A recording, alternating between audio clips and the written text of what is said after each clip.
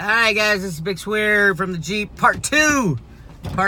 Ran my first errand on my second errand. And what I really want to talk about now is the potential for these undervalued tokens, currently undervalued tokens, to rise. And we're not talking, 50% rise or, even 100% rise.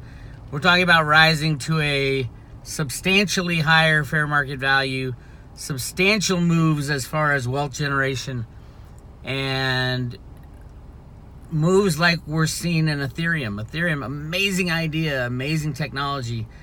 And it was bumping around from between 5 to 10 to 15. I remember it jumped to $20 once. Everybody was so excited. And I'm like, this is so much bigger.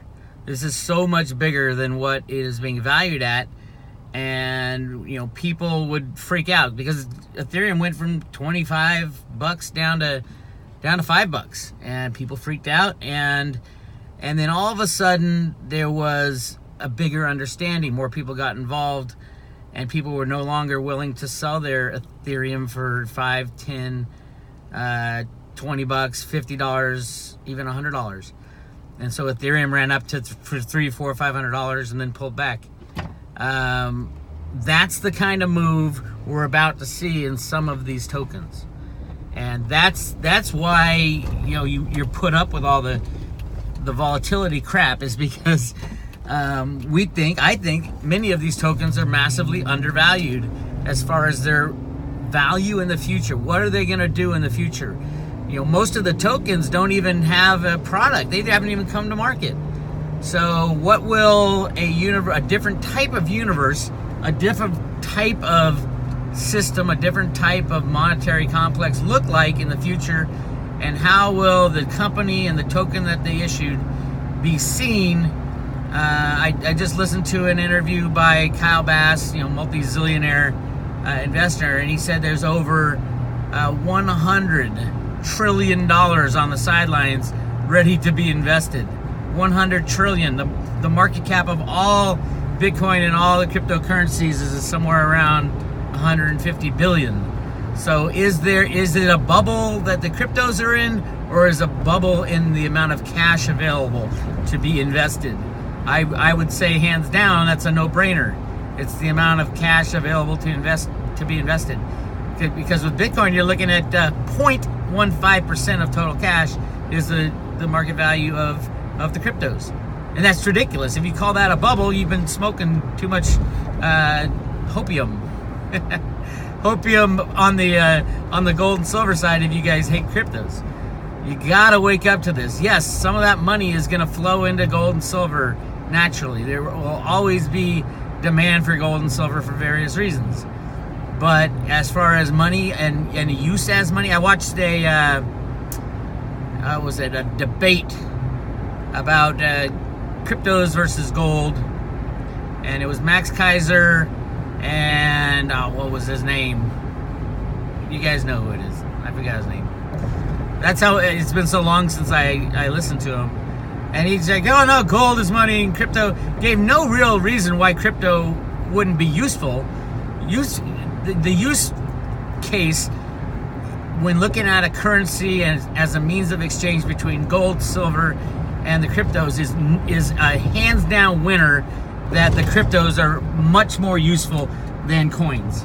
Absolutely. And nobody can throw up an argument that, it's not easier to take your phone and scan it versus carry around pockets fulls of gold and silver.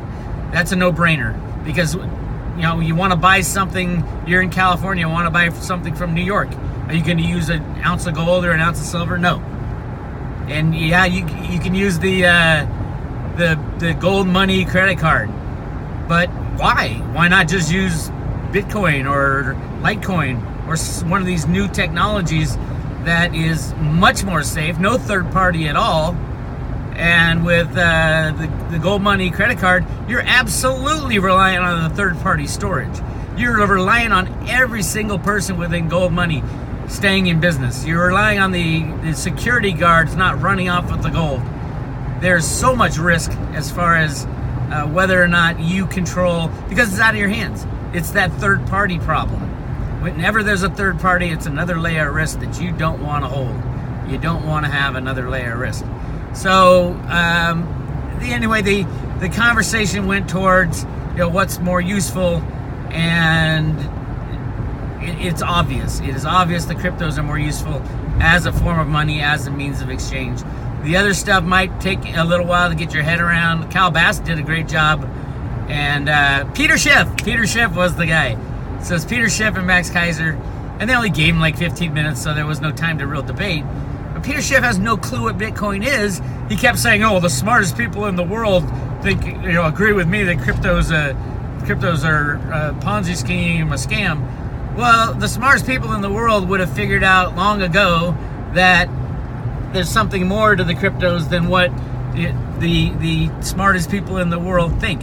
And the smartest people in the world are no longer the Peter Schiffs of the world, no longer the Jim Rickards of the world.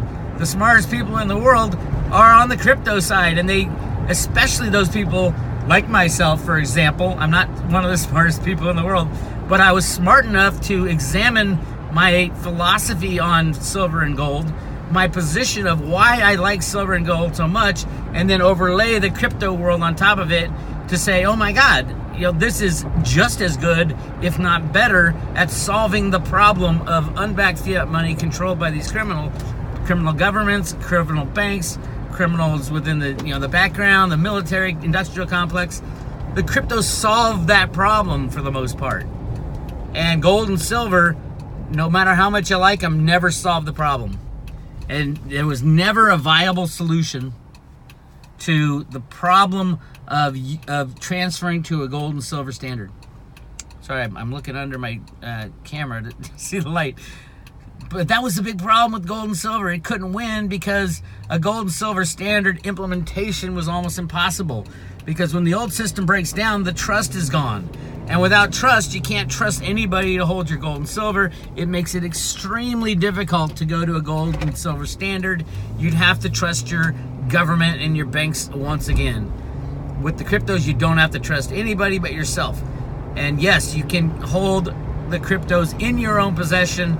If you like physical stuff, print out a paper wallet. There you go.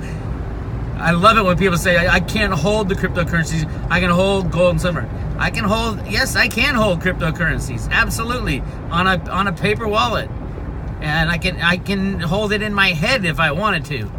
And I know it's hard for people to understand. Well, it's not as hard for those of us who've been in it for a while to understand the concept. But hey, how hard was it to understand the concept of gold and silver as money, 6,000 years ago when it started being introduced and said, hey, why don't we use this as money? And, obviously people say, why would we want to use a piece of metal as money? We have the barter system. Yeah, it's not convenient, but at least you know what you're getting and you don't have to rely on some other mental construct.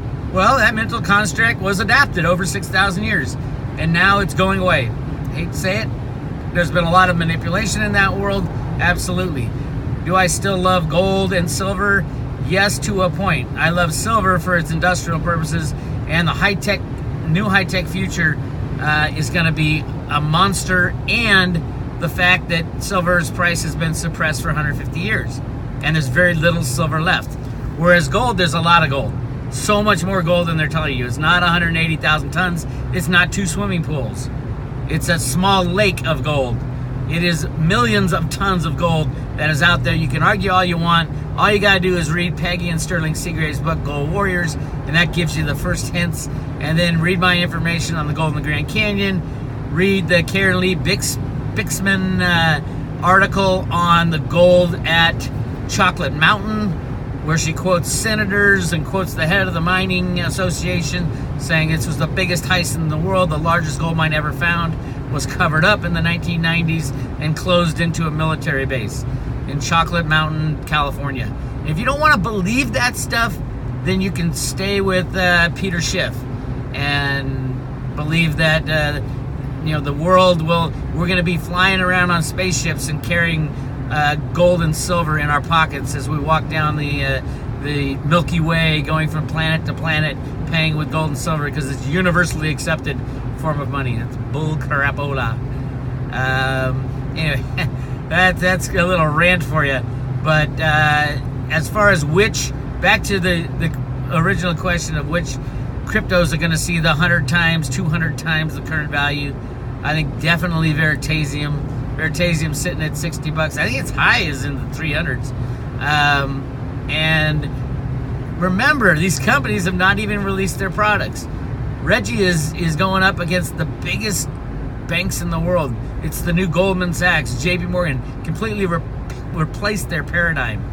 And when the Jamaican Stock Exchange is announced, I believe it's on hold right now because of all these very delicate things going on in the background with the U.S. government, the Chinese government, and the Russian government. I think they've said, hey, Reggie, hold off for a little bit.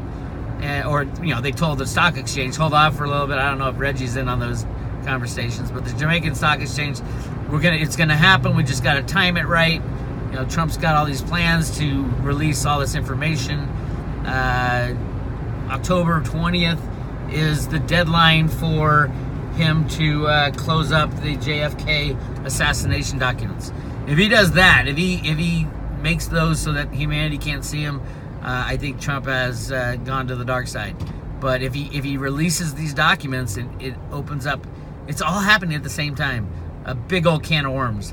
And that big old can of worms has some big ugly worms in them as far as JFK's assassination and how much our government covers up.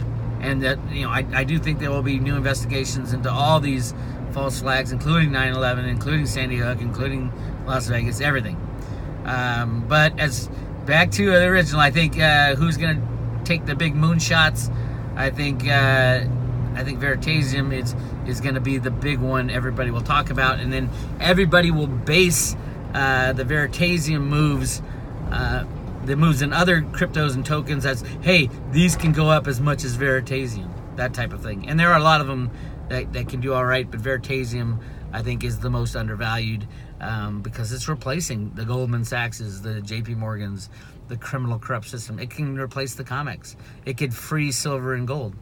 That's how big it is, so that's why timing is everything. Reggie's, I think he's got a beta out of its Veritasium lending program, which will be big. Once everybody and their mother starts demanding transparency and honesty in markets, they're going to implement the Veritasium platform. It's going to be amazing for Reggie and the people who invested right now. Veritasium's, it was $55, $60.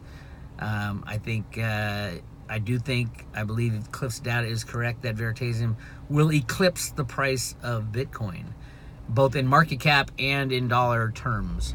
So it's at least it's probably 1,000 times move, 1,000 times where it is today.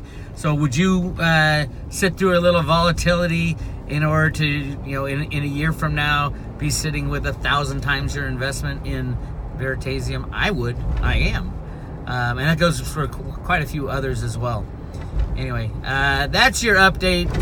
I guess it's a Veritasium update, but we will see the moonshots for many of these tokens that really have the type of product that is needed in the future. This is Bix Weir. I'll talk to you later.